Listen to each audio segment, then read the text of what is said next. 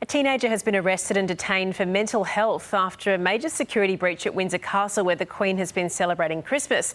Police apprehended the suspect after he made it inside castle grounds, allegedly armed with a weapon. He was caught before he could enter any of the buildings. The royal family has been informed of what happened.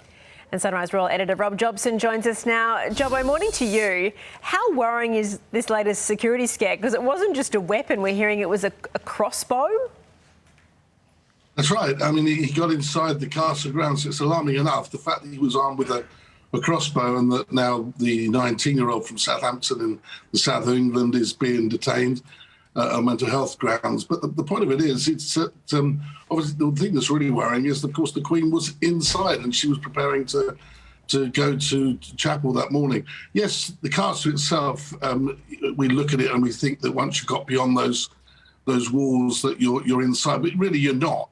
Essentially, you've got to get through various layers and various different areas before you get to the private quarters. But that said, the fact is, to get even anywhere close to the Queen armed with a crossbow is extremely concerning. Yeah. Jobbo, Meghan Markle has received a public apology after winning that court battle with a tabloid publisher, The Mail, on Sunday. What's that apology look like? Well, it's on the front page, which I think is the legal requirement, but it's a strap across the bottom. So obviously the main story, the crossbow intruder, is on the front page, but it's just a little line. You could probably just about make it out across the bottom there, and it's all over page 3. But they were required to put it on page 1. They're saying they've lost that case and that she's effectively the victor. They've had 2 rounds at it, 2 goes at it. It does seem to suggest that now they've put that in, that the appeal which was pending, may not now go ahead.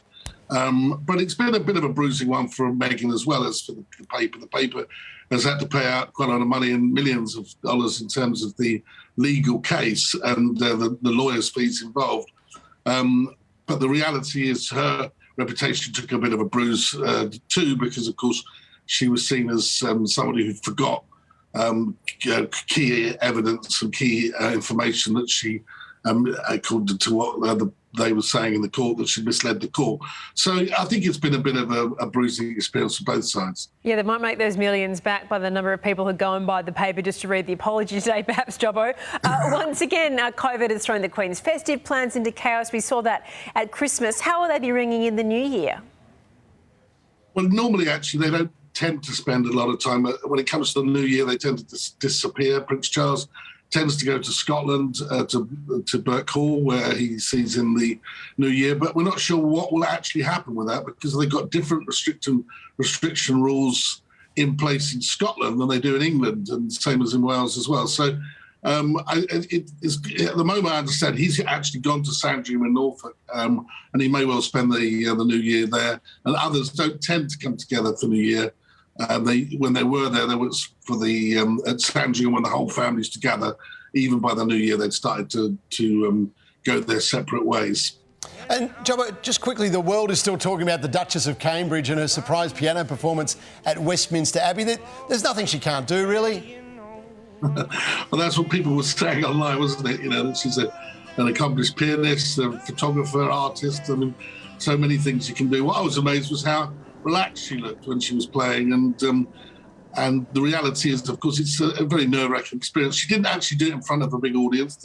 It was recorded prior to the actual service that took place at Westminster Abbey. But that said, I mean, a great achievement, and I think that Tom Walker said, who gave a great performance himself, that she was incredible. So I think it was a brave thing to do, and it got everyone talking, and it's sort of got everyone talking about the actual concert and all the good causes that were represented there as who were invited to the actual event, because she's patron of all those charities. But yeah, terrific job. Yeah, hopefully it becomes an annual tradition. I think Tom Walker, I don't know who was more nervous, Kate or Tom Walker, the musician. Jobbo, we hope you had a Merry Christmas, and we'll catch you later on in the week. Thanks for that. Thanks, mate. Yeah.